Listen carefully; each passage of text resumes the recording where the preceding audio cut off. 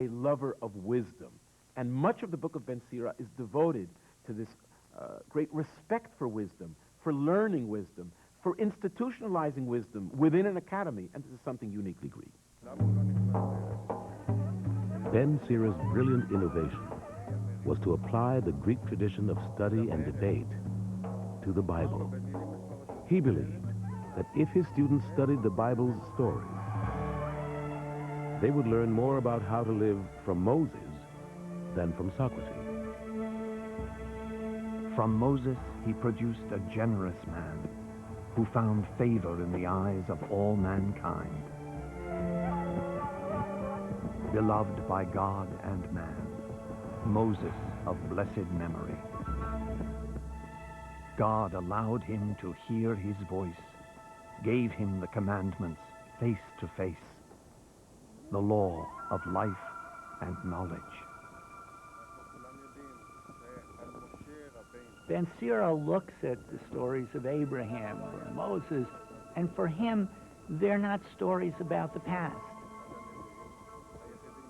Their lives embodied eternal lessons. He really has the mentality of a sage. But at the same time, he did something that no previous sage had ever done. He talked about Scripture. He regarded the Torah as nothing less than the great book of divine wisdom.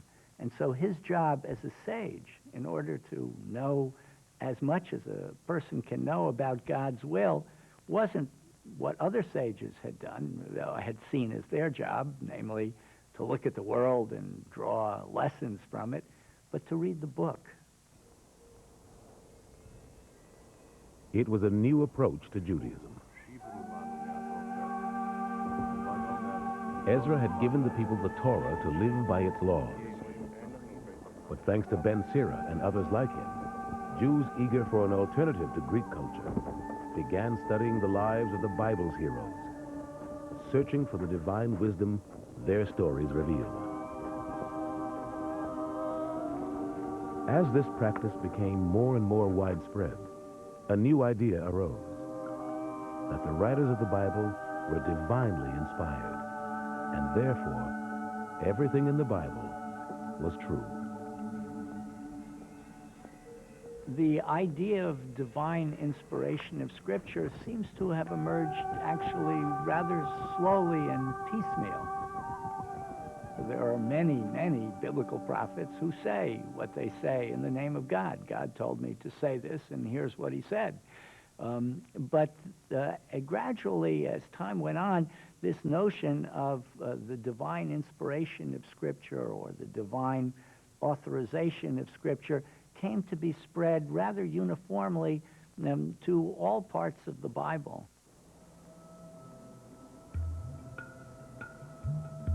The Greeks might be the richest and mightiest people in the world, but devout Jews now had a powerful weapon of their own. A book they believed was authored by God himself, that revealed how he wanted them to live. But exactly what God was revealing in any particular passage of the Bible was often hard to figure out. For now, many centuries after it was written, the Bible's meaning was open to interpretation. People like to think of the Jews as the people of the book, but they were the people of the interpretation of the book. I guess there are very few texts nowadays that you could say unambiguously just mean one thing. But when it comes to a text that was very old, that in some cases used words that were no longer understood or used them in a way that was quite different from the way those words are used nowadays, people needed on that most basic level to be helped to understand what the text meant. The uncertainty over what the Bible was saying gave its interpreters tremendous freedom.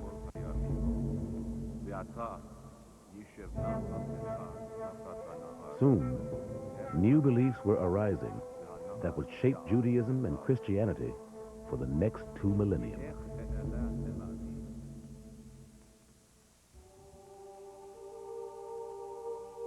The most important new belief was an answer to the great question of why human beings should be good. For in the 2nd century BC, some Jews began to believe that the dead would one day be resurrected and judged, with the good sent to heaven and the evil to hell.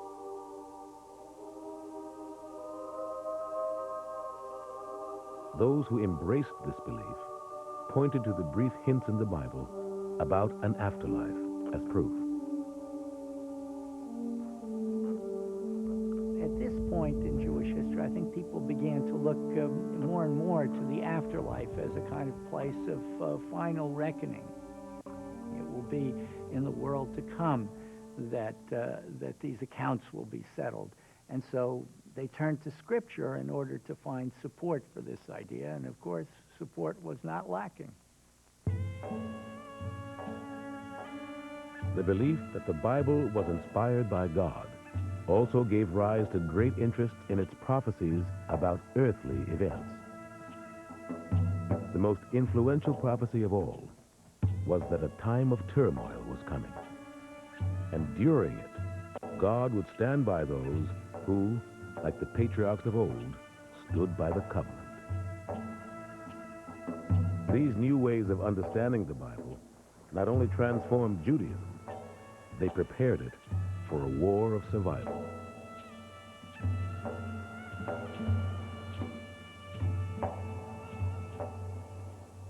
After the death of Alexander the Great, a new Greek dynasty called the Seleucids seized control of the Middle East.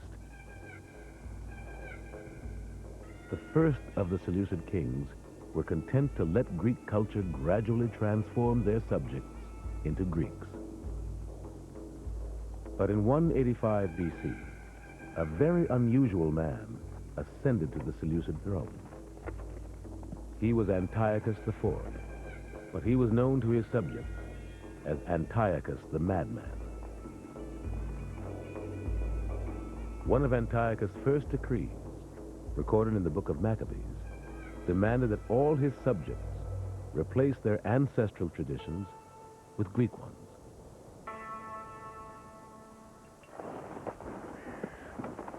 The king issued a proclamation to his whole kingdom that all were to become a single people, each renouncing his particular customs.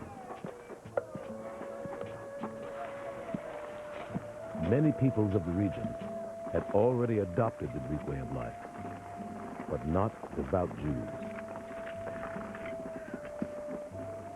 Now they would be faced with a choice: give up their faith or fight to defend it.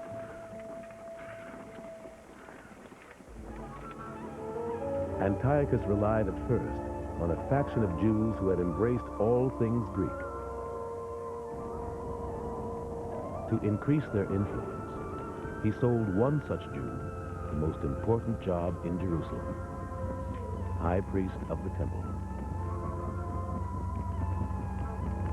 Jason usurped the high priesthood by giving Antiochus a promise of 360 talents of silver. As soon as he was in power, Jason set about converting his fellow countrymen to the Greek way of life.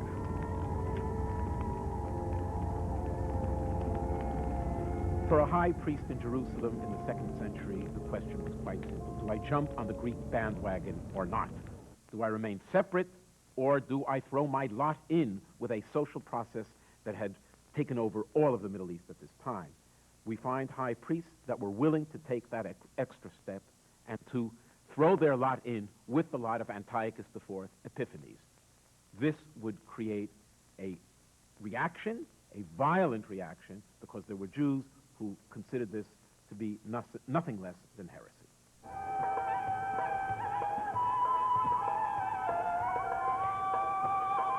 Circumcision was the ultimate symbol marking a man as a Jew.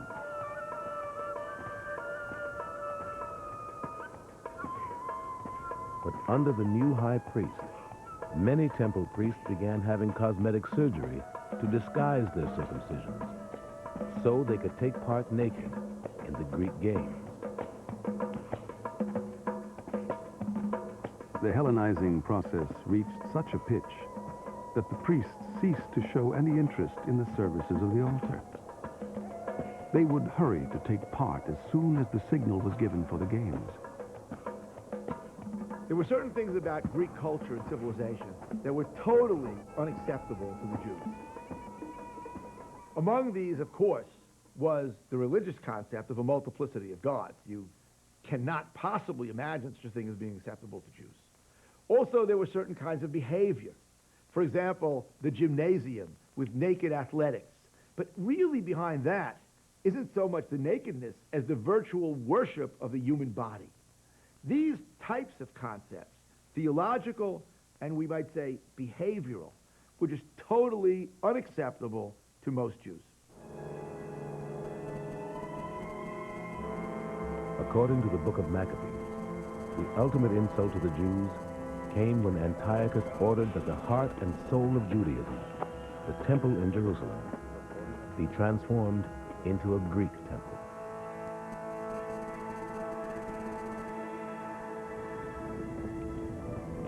The king sent a man to compel the Jews to profane the temple in Jerusalem and dedicate it to the Olympian Zeus. The temple was filled with reveling and debauchery by the pagans, who took their pleasure with prostitutes and had intercourse with women in the sacred precincts.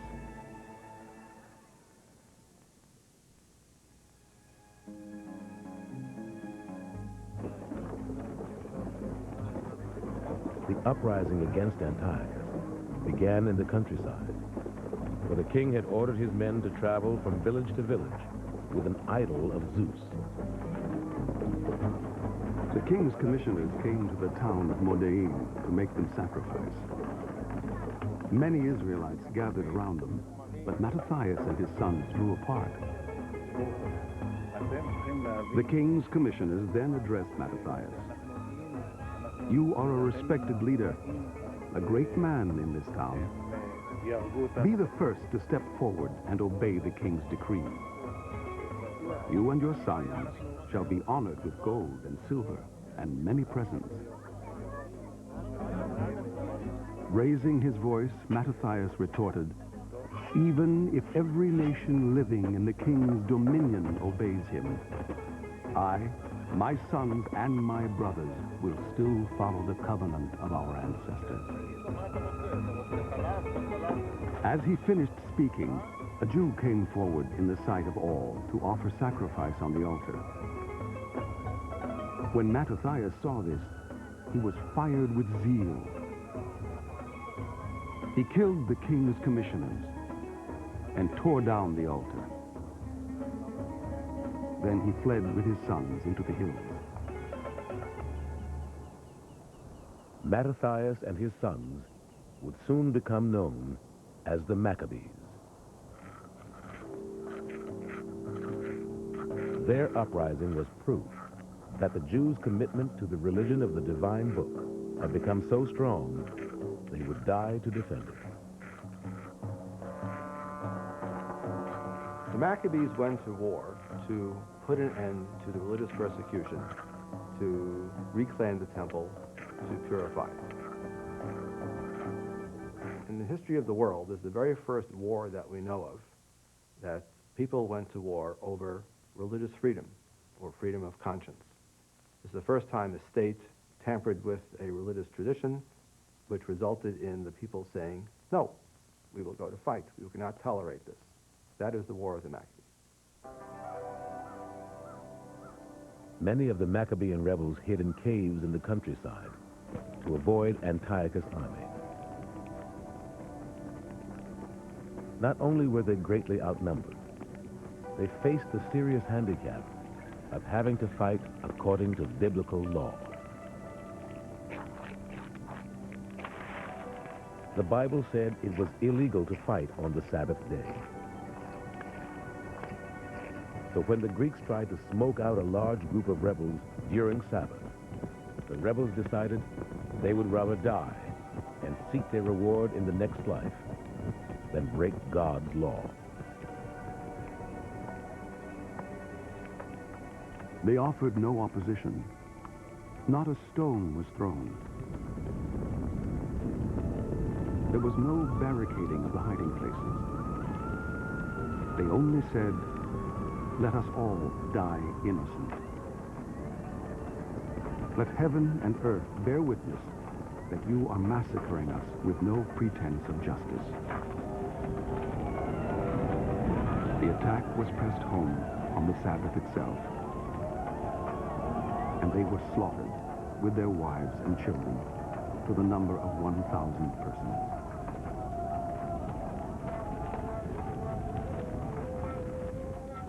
This introduces the issue of martyrdom for the first time in something of a systematic way.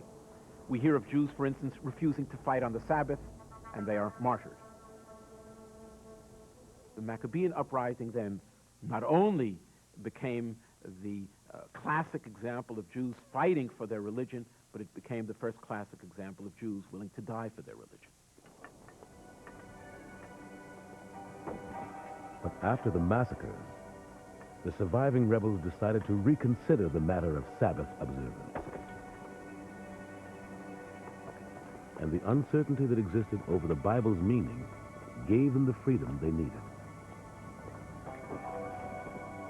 They said to one another, "If we all do as our brothers have done and refuse to fight, they will only destroy us the sooner from the earth." So then and there they came to this decision.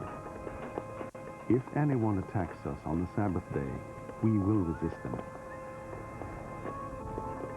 We must not all be killed as our brothers were in the hiding places.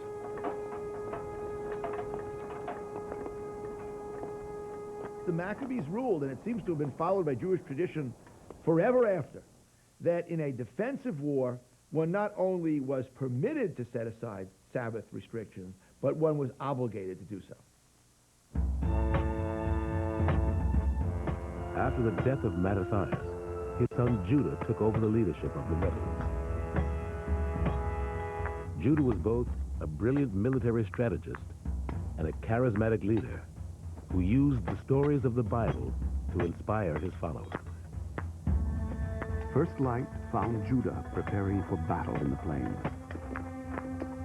Though his men lacked the armor and swords they could have wished, Judah said to his men, "Do not be afraid of their numbers, and do not flinch at their attacks.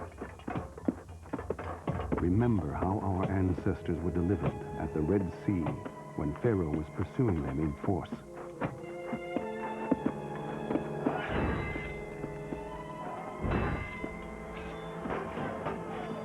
The foreigners looked up, and seeing the Jews advancing against them, came out of the camp to join battle.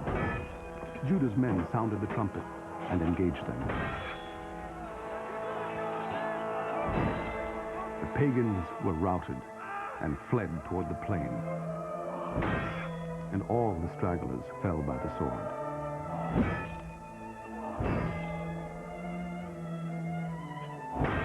After a string of victories over the Greeks, Judah's men began to call him Judah the Maccabee, Judah the Hammer. Judah Maccabee is some kind of amazing giant figure in our historical tradition. Here you've got this man who rises up against the unbelievable power of the Seleucid Empire, who fights battles with massive armies, and who stands on the one hand for Torah and tradition, but on the other hand knows how to make deals with the Romans and how to fight against the Seleucids. So we are speaking here about someone who must have been literally a giant in his own time. In 164 BC, 3 years after the revolt began, the Maccabees finally conquered Jerusalem. Their first official act was to remove all Greek influence from the temple and rededicate it to their one true God.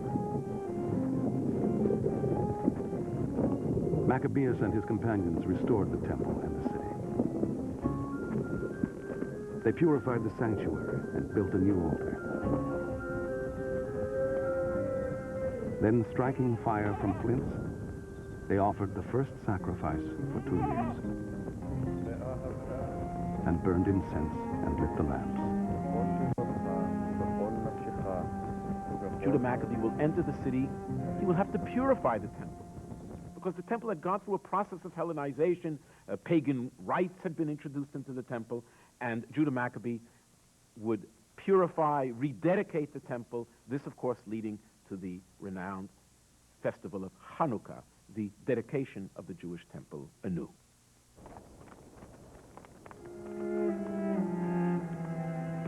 For all of the portrayal of Hanukkah as a triumphant moment of victory, it was, unfortunately for the Maccabees, not where the story ended. Antiochus' troops soon counterattacked and dealt the rebels a crushing blow by killing Judah Maccabee.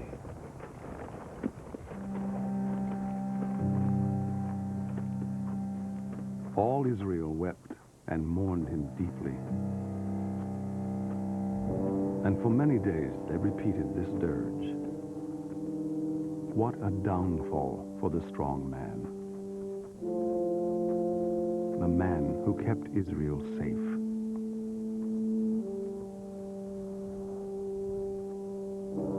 There are two ways of looking at this question of whether the Maccabees won, because the Seleucids came back and kicked them out. So apparently this thing that we celebrate on Hanukkah is not really the final victory.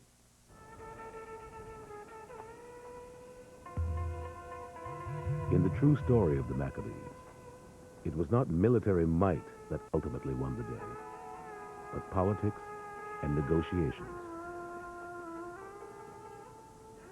After Judah's death, his brother Jonathan took over leadership of the rebels. By 152 BC, Jonathan had 10,000 soldiers under his command. But instead of starting a new war, Jonathan made a bargain with one of two Greek generals who were fighting for control of the Seleucid Empire. There were two pretenders to the Seleucid throne competing for the rule of Syria. Jonathan shrewdly threw his weight and his soldiers behind the weaker, getting in return an agreement that he would be high priest and ruler of the Jewish people. Jonathan's bargain was successful. Judea was independent for the first time since the dynasty of King David. The reign of the Maccabees brought a sense of renewal to Judea. Those Jews who looked to their divine book to understand the world drew particular encouragement. For them, the Maccabees' victory against overwhelming odds was proof of the Bible's promise that God would come to the aid of those who were willing to fight for their faith. The meaning that was attached to Hanukkah was obvious, that if one is fighting a righteous war, the few can defeat the many, the righteous can defeat the wicked. This becomes a mainstay not only in Jewish tradition, I would say, but in Judeo-Christian tradition. The idea that one ought to be willing to die for one's belief, martyrdom, and clearly the steadfastness. I think the word is almost zealotry. In fact, the book of Maccabees almost plays on this idea that one should be zealous for the law, and God comes to the aid of those who are zealous for the law. This conviction that the fate of the Jews depended on defending God's laws at all costs would only grow in the years ahead. And it would set the stage for a true cataclysm when another great empire arrived in the Middle East, the Romans.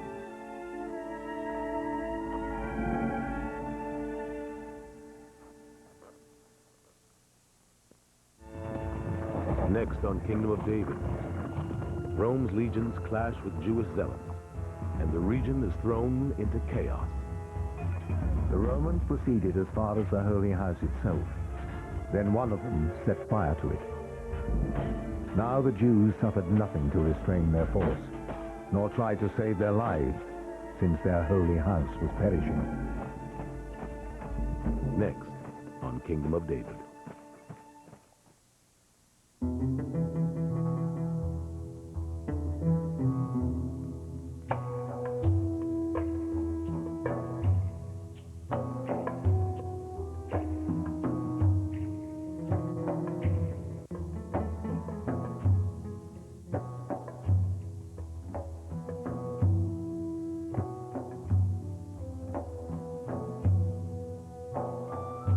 Order Kingdom of David on videocassette or DVD.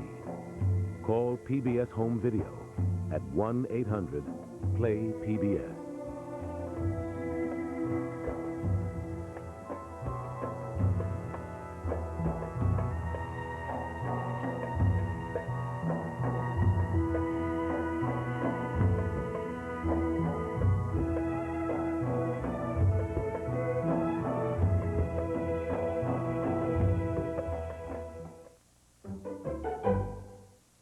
This program was made possible by contributions to your PBS station from viewers like you. Thank you. We are PBS. A century ago, railroad tycoon Edward Henry Harriman decided to take a little vacation. Harriman invited 25 scientists and artists to join him on a 9,000-mile exploration of the coast of Alaska. In the summer of 2001, a Smith College expedition, again carrying scientists and artists, retraced Harriman's route, exploring some of the issues Harriman faced and some he couldn't even imagine. It has imposed on Alaska the obligation on one hand to be oil barrel for the nation and national park for the world, and to meet both of those roles sufficiently or adequately is an extremely difficult balancing act. And you can catch that balancing act when the Harriman Alaska Expedition Retraced comes to PBS.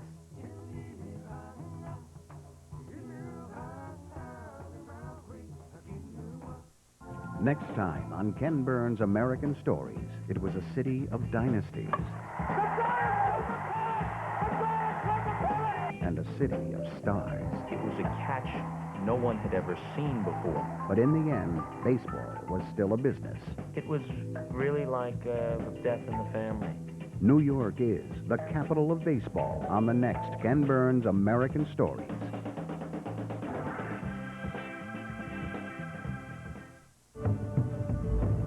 In the hollers of West Virginia, a fight over land is brewing.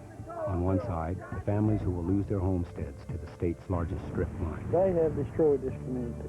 On the other, the miners who count on the jobs. They do away with mountaintop mining. They don't know what poverty is. When the choice is between making a living and a way of life, does anybody win? Raising Appalachia on the next Independent Lens.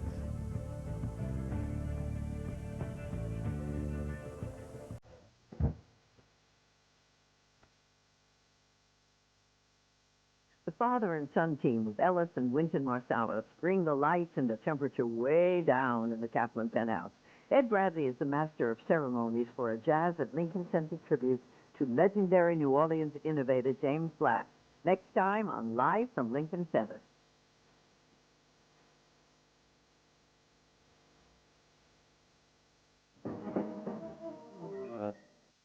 My name's Robert Capa. He was a real man's man with a definite eye for the ladies. Every girl fell madly in love with Capa. But it was his way with a camera that turned him into an American master. He would go to almost any lengths to get good photographs. I dragged myself from foxhole to foxhole. American Masters presents the greatest war photographer in the world.